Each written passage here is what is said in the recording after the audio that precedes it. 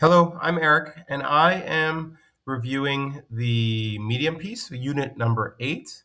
My reflection is on a magazine article, Restorative Justice for Safer Schools, from the publisher Professionally Speaking in December of 2007, with the author being McCullough M. What is the article's main message?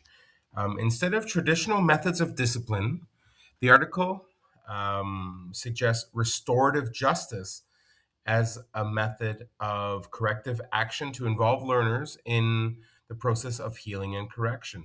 What I mean by traditional methods of discipline would be examples such as suspension and expulsion. Restorative justice puts in the work with students to have meaningful outcomes that actually help the learners become more aware of social norms and the implications of their actions. The article remarks that students would not have cared or learned from the experience of being expelled or suspended, but restorative justice instead offers a holistic approach to contextualization. The article also speaks of restorative justice, how it matters to the world of critical pedagogy because it encourages educators to rethink what discipline is trying to accomplish. What is it trying to accomplish? Rather than asking what punishment is appropriate to match a behavior, restorative justice looks to repair relationships, rebuild trust, and continue the process of learning. How do restorative justice practices fit into critical pedagogy? Well, student voice is central to restorative justice as a taking action approach to victims and offenders come together to answer questions and to discuss. Everyone has an opportunity to use dialogue within these discussions to discuss their side of a situation, and it empowers students to be part of the process of healing for themselves, the victims, and all others affected by a situation by asking questions such as what happened, what were you thinking, who was affected, and what needs to happen now. Reflection is a major part of education, and we know this as praxis. Do restorative justice practices challenge traditional education? A shift occurs from the authoritative administrator having all the control to participants becoming the driving force that creates an opportunity for lasting change and resolution. Victims and aggressors both have a voice. It is a new idea of bringing together people who have been harmed with the wrongdoer that is transformational. This recognizes multiple perspectives to work towards resolution and growth. Restorative justice presents a new approach to educational disciplinary practices. Suspensions do not teach emotional and social skills, whereas restorative justice does. I need to face an issue head on and determine the steps towards resolution is the key here. This creates deep reflection into what was done wrong, what rules were broken, or what boundaries were crossed. It is also worthy to note that there is history of this approach working and being practiced commonly. It is utilized in North American Aboriginal teaching and learning and has been found to consistently be effective. Does restorative justice support social justice? With restorative justice practices, the entire group involved is empowered. This is the victims, the offenders, the parents, possibly support staff, educators, and all involved, including other students. Restorative justice ensures that victims are heard and also offenders.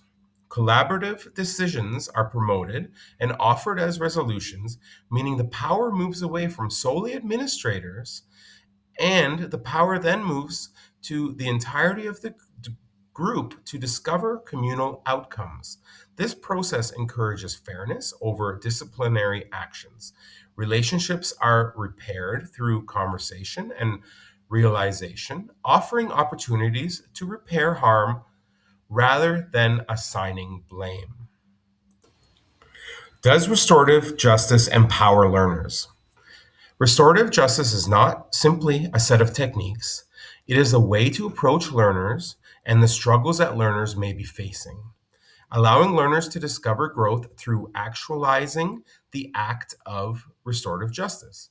Emotional and social skills are also gained and strengthened through this process. Students have the opportunity to build and hone their skills in empathy, communication, conflict resolution, accountability, and relationship building and rebuilding. Confidence building occurs through restorative justice implementation. Students are empowered to be part of the important decision making process, building confidence and their own agency through the process. This growth deepens self worth, their learning, confidence, and the ability to rebuild relationships. Does this article on restorative justice ignore something important? Upon my own reflection, implementation of restorative justice at a large scale may be difficult. It is not a one size fits all approach that can be implemented very easily. Each situation is going to be different. Training and situational awareness is key to success, which requires specialized training for implementators and facilitators.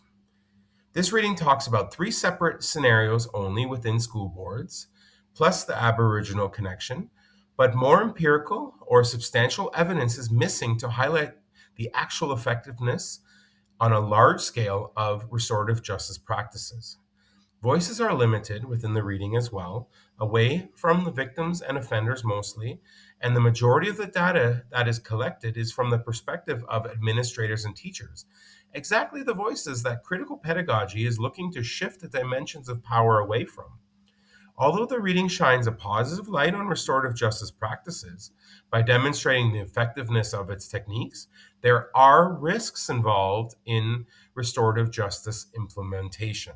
The article minimally mentions restorative justice critics, and these critics highlight the limitations of restorative justice's implementation as a technique to conflict resolution and growth. Are the arguments in this article convincing? Having wrongdoers realize the impact of their actions is rather meaningful. Rather than simply serving a punishment and getting on with life afterwards, students are encouraged to understand the deeper implications of their actions. They are encouraged to ask themselves and reflect on what the greater social, emotional, and relational consequences of their actions may be. Actions that wrongdoers take have a real impact on the lives of victims, the wrongdoers themselves, and the community as a whole. Impact can be far reaching and spread to communities, making repair a collective responsibility. The article is convincing that responsibility and accountability happen for offenders and victims. Both groups or persons work together to resolve and recreate change. How could restorative justice practices influence and deepen my own teaching practice? As a culinary educator and professional chef, I come from a long path of brutal disciplinary action and ridicule. The culinary world is not a delicate place, and the old methods of conflict resolution and growth from error are not in the restorative justice realm. Mistakes are learning opportunities, I believe, and in education, this is even more important. Students admit they are missing the skills that we are teaching, so they arrive to school to learn, so every mistake becomes an opportunity and a way to grow and to be better. A culinarian's world is built on continuous dialogue for success. Rather than responding to errors with conventional discipline, whether they are in cooking, judgment, or approach, to any possible limit amount of scenarios, it is important to first realize and discover the learner's perspective on the situation.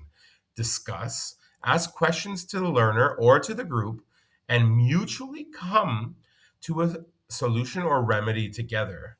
Reasoning and understanding would add to the layers of complexity and additional learning to add to the learner agency and confidence to move forward. I thankfully already have been doing this in my practice, and now I realize how important this really is. My kitchen and my kitchen classroom become a community of equals where we are all there to learn, including me, the administrator, and to achieve the outcomes together. Trust, communication, and teamwork are the cornerstones of a thriving classroom environment, and together as a group, any issues can be solved. Promoting restorative justice practices in everyday consciousness and unconsciousness of the environment. To add another layer to the restorative justice principles, I had opportunities for learners to self reflect, deepening their conceptualization on the questions that they may often have for themselves, such as what happened? What happened here? Why did this happen? Who or what was affected? What could be done differently the next time? As a final thought, although this article is nearly 20 years old, it remains as viable today as the year it was written. It introduces restorative justice as a means of shifting away from traditional disciplines in school towards a collaborative approach that encourages and builds communication, understanding, and agency for learners and teachers, creating a sense of accountability for actions taken. Thank you very much for taking the time to listen to and hear my reflection. I've had to change my technique as I'm away, and I didn't want to fall behind on my class responsibilities. So, thank you. Have a great day and see you soon.